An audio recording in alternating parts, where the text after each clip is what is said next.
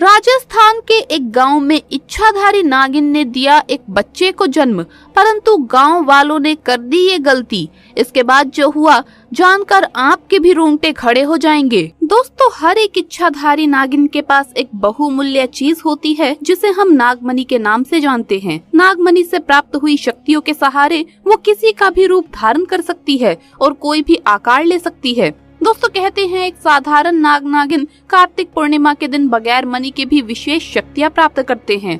दोस्तों, नागिन महादेव को ही अपना आराध्य देव मानते हैं। अगर आप भी महादेव के परम भक्त हैं तो सच्ची श्रद्धा से कमेंट बॉक्स में हर हर महादेव जरूर लिखना। दोस्तों, ये चमत्कारी घटना राजस्थान के एक छोटे से गांव चांदपुर की है। दरअसल ये घटना घटित हुई चांदपुर के मुखिया और वहाँ के सबसे धनी इंसान बृजमोहन जी के साथ। परंतु बृजमोहन आज से करीब 8 साल पहले एक साधारण और गरीब का जीवन व्यतीत करते आ रहे थे। वो अक्सर जंगल में अपनी गाय चराने जाया करते थे। एक दिन वो गाय चरा के अपने घर आ रहे थे तो उन्होंने देखा कि उनकी एक गाय जंगल में ही रह गई है। तो वो उसे ढूंढने के लिए वापस जंगल में चले गए। वो गाय को ढूंढते ढूंढते जंगल के थोड़ा अंदर चले गए। उसी जंगल में एक इच्छाधारी नागिन अपने नाग के साथ एक विशाल पेड़ के पास रहा करती थी। वो नागिन गर्भवती थी। शाम का वक्त था और बृजमोहन जब उस पेड़ के पास से गुजर रहा था तो उसे वहाँ पर एक तेज चमकती हुई चीज दिखाई दी। परंतु साथ ही वो दोनों नागिन भी वहीं पर थे। उन्हें देखकर वो डर गया और तुरंत वहाँ से जल्दी से घर को भाग गया और घर आकर आराम करने लगा। परंतु उसे नींद नहीं आ रही थी क्योंकि वो चीज जो जंगल में चमक रही थी वो बार बार उसके ध्यान में आ रही थी। वो इतना तो समझ गया था कि हो ना हो वो कुछ बहुत मूल्यवान चीज होगी और अगर वो मुझे मिल गई तो मैं भी धनवान हो जाऊंगा। परंतु सबसे बड़ी समस्या थी वो दोनों नागिन। अगले ही दिन वो दोबारा उसी जंगल में उसी जगह गया और कुछ दूर एक पेड़ के पीछे छिपकर उस नागिन को देखने लगा। कुछ देर देखने के बाद उसने ध्यान दिया कि नागिन तो गर्भवती है। वो सोचने लगा कि ये अच्छा मौका होगा, जब नागिन अपने बच्चे को जन्म देगी तभी वो नागमणि चोरी कर लेगा क्योंकि उस समय नागिन कमजोर होगी, बस उस नाग को मारना होगा। दोस्तों, कहते हैं अगर किसी नाग के मुंह पर गोबर मार दिया जाए तो वो अपना होश खो बैठता है। अब बृजमोहन हर रोज गोबर लेकर उस विशाल पेड़ के पास छिपकर सही मौके का इंतजार करने लगा। एक दिन वो मौका भी आया जब नागिन अपने बच्चे को जन्म देने वाली थी। तभी चुपके से बृजमोहन ने नाग के मुंह पर तेजी से गोबर मार दिया और फिर एक बड़े पत्थर से नाग को मार डाला। फिर उसने नागिन और उसके बच्चे को भी मार डाला और उस मणि को उठाकर जल्दी से घर की तरफ निकल पड़ा। उधर नागिन किसी तरह बच गई थी और बस बेहोश पड़ी थी। जब नागिन को होश आया और उसने अपने बच्चे और पति को मरा देखा तो उसके दुख दर्द का ठिकाना नहीं रहा। वो उस समय गुस्से से पागल हुई जा रही थी और उसने बृजमोहन से बदला लेने की ठान ली। परंतु मणि चली जाने के कारण वो अपनी शक्तियों का प्रयोग नहीं कर सकती थी, परंतु अभी भी वो अपना रूप तो बदल ही सकती थी। इधर बृजमोहन को जैसे ही मणि मिली उसका पूरा जीवन ही बदल गया।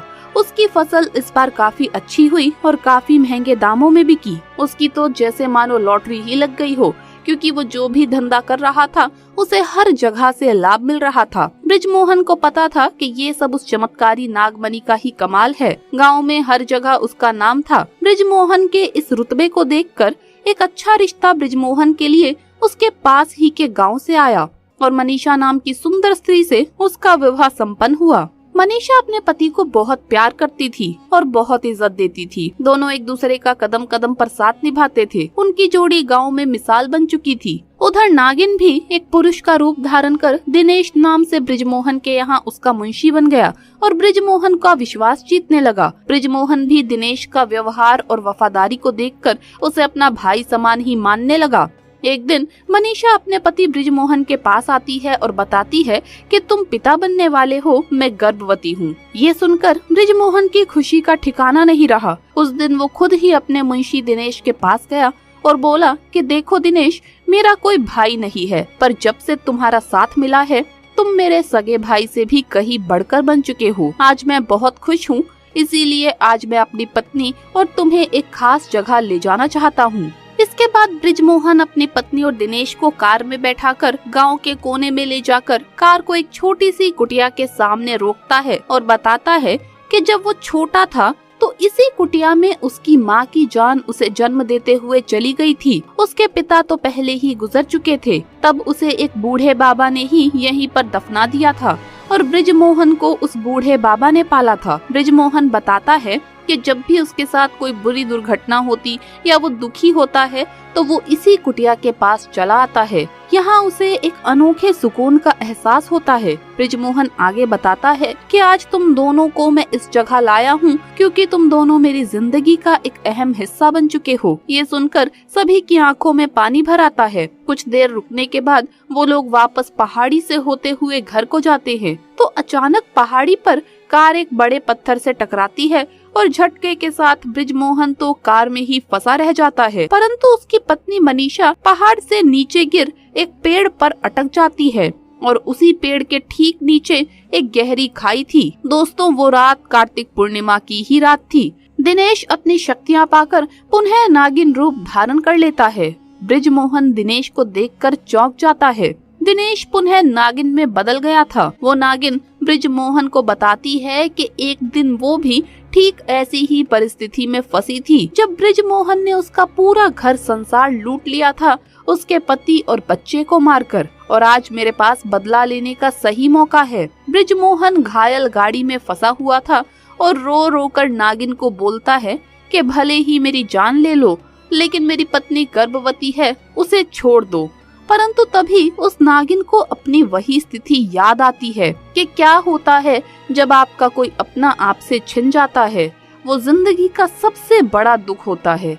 नागिन ने बृजमोहन का उसकी पत्नी के प्रति सच्चा प्यार देखकर उसे माफ कर दिया और मनीषा को उस पेड़ से निकालकर बचा लिया और दोनों को हॉस्पिटल तक छोड़ वापस जंगल में उसी पेड़ के पास चली गई। जब बृजमोहन हॉस्पिटल से स्वस्थ होकर अपनी पत्नी के साथ घर वापस लौटा तो उसे अपनी गलती का एहसास हुआ और उसने जाना कि उसने कितनी बड़ी गलती की है। वो उस नागमणि को लेकर उसी विशाल पेड़ के पास गया और उस पेड़ के पास उस नागमणि को रखकर फूट फूट कर रोने लगा और शाम को वापस घर आ गया। दोस्तों, कभी कभी इंसान लालच में इतनी बड़ी गलती कर बैठता है कि फिर उस गलती को कभी भी ठीक नहीं किया जा सकता और बस अंत में पछतावा ही रह जाता है। दोस्तों, ये घटना आपको कैसी लगी हमें कमेंट्स में जरूर बताइएगा। वीडियो अगर पसंद आया हो तो इसे लाइक करें, अपने दोस्तों के साथ शेयर करें और अगर आपने अभी तक चैनल को सब्सक्राइब नहीं किया है तो सब्सक्राइब करके बेल आइकन जरूर प्रेस कर ले। जल्द मुलाकात होगी अगले वीडियो में। हर हर महादेव, जय महाकाल।